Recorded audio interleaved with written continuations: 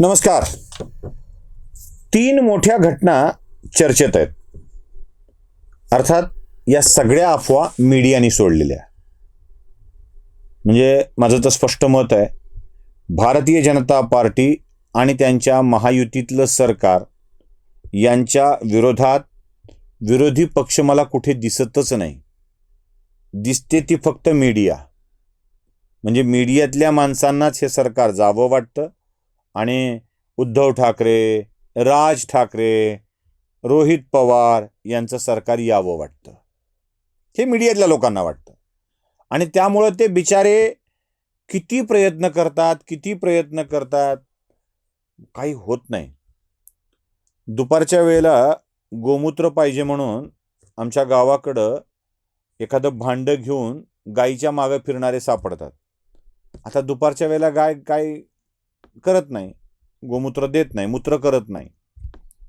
मग काय करतात, ते गाईच्या मूत्राशयाच्या तिथे असा हात हलवून गाई गाई गवतर दे, गाई गाई गवतर दे म्हणायची सवय आमच्या ग्रामीण भागामध्ये आहे. आता इतक्या वेळेला गाईला मुतायला लावून सुद्धा गाय मुतणार नसेल तर ते बिचारे रिकामं भांडे घेऊन जातात. आता गाईच्या पोटात काहीच नसेल गोमूत्र देण्यासाठी तर ती कुठून करणार. तसं हे सगळे मीडियावाले या सगळ्या लोकांच्या मागे तुम्ही व्हा ना मुख्यमंत्री म्हणून मागं लागलेत. पण ह्या बिचाऱ्यात ते हवं ना स्पिरिट, दम. असं इतक्या वेळेला म्हणून ते होत नसतं होते. उगी आपलं प्रयत्न करू नयेत. पण कोण सांगणार या मीडियावाल्यांना बाबा जमत नाही. यांचा आपला होगा आज नाही तो कल होगा, कल नहीं तो परसों होगा एवढंच चाललंय. मग हे काय करतात, नवनव्या आयडिया काढतात. अगं भन्नाट आयडिया. म्हणजे अशा आयडिया चायला आपल्या डोक्यात कशा येत नाहीत हा प्रश्न मला पडतो. म्हणजे शंठाला कुठे शिलाजीत पाजून जाऊ दे राव, कशाला उगी आपल्या शब्दांचा घाणेरडं करायचं. हे काय करतात माहिती आहे तुम्हाला आयडिया. मग हे म्हणतात की आता सुषमा अंधारे पक्ष सोडून जाणार आणि शिंदे गटात जाणार. उगीच अफवा. म्हणजे शिंदेतल्या सगळ्या महिला नेत्यांच्या मध्ये अस्वस्थता. असं होणार का. दुसरी अफवा पसरते ह्या सगळ्यांची. आता मी या अफवा जाणीवपूर्वक व्हिडिओ करून सांगतोय, पण माझे व्हिडिओ नीट बघा, मी त्यात इशारे दिलेले आहेत स्पष्टपणे. दुसरी अफवा पसरली, रोहित पवार फोडणार म्हणले पक्ष, आपल्या काकाच्या विरोधात जाणार. जणू काय रोहित पवार आणि काका घरी गच्चागच्ची करून भांडणं करून आलेले आहेत आणि आता फुटलं आपलं तुटलं आपलं असं करून आलेले आहेत.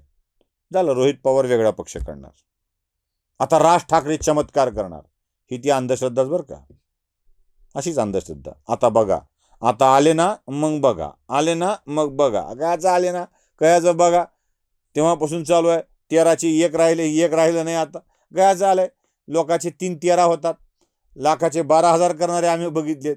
हे 12,000ची 1 करणार, ही स्थिती यांची. आता बघा राज ठाकरे चमत्कार दाखवणार.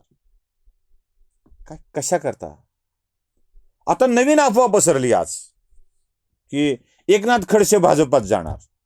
मग गिरीश महाजनांचं वाटोळं झालं. विकास आहे बघा, म्हणजे कुठून तर्क असतो तुम्हाला सांगतो मी. गिरीश महाजन हे फडणवीसांच्या जवळचे.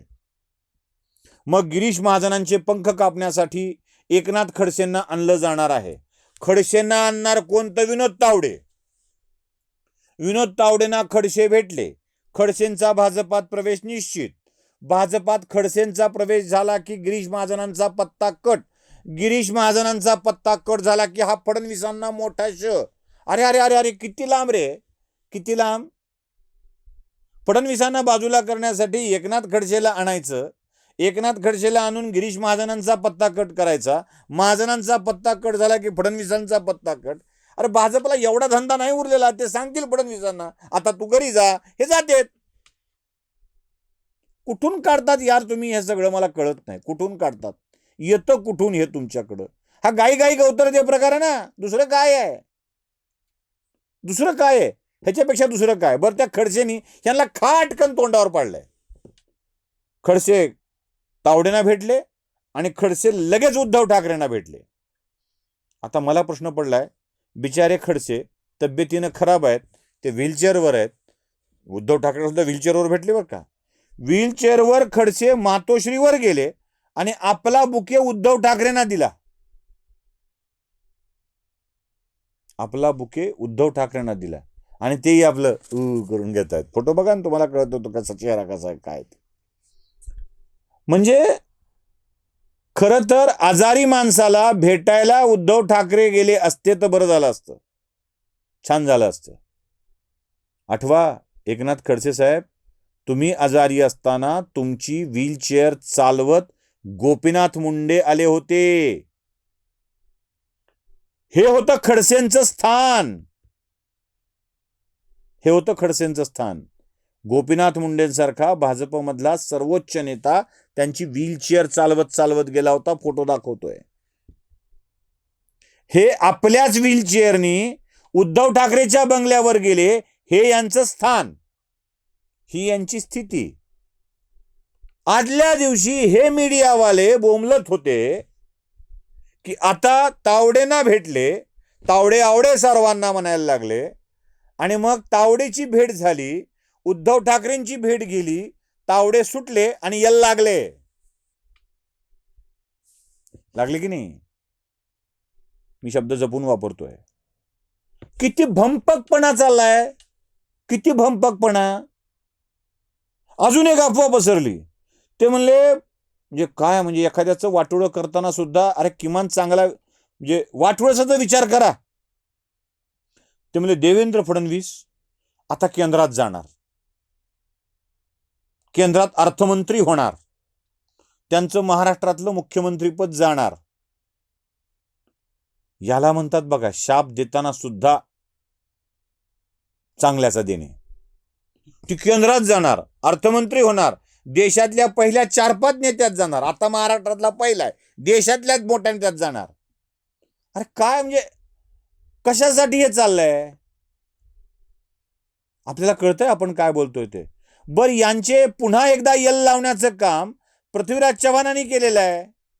पृथ्वीराज चव्हाण बरं का, काँग्रेसचे नेते पृथ्वीराज चव्हाण. मी पुन्हा सांगतोय, खोटं वाटत असेल तर ऐका, शपथ आपण खोटं नाही बोलत, ऐका. एक अशी चर्चा आहे, मला वाटत नाही की देवेंद्र फडणवीसांना दिल्लीत आणायचं, पण छोटी अडचण असे मी तिथं कोणाला नेमणार. आणखी अशी चर्चा मी ऐकली, ती चर्चा आहे, गप्पा आहे, त्या मीडिया गॉसिप आहे, मला कोणी अधिकृत सांगितलं नाही आहे.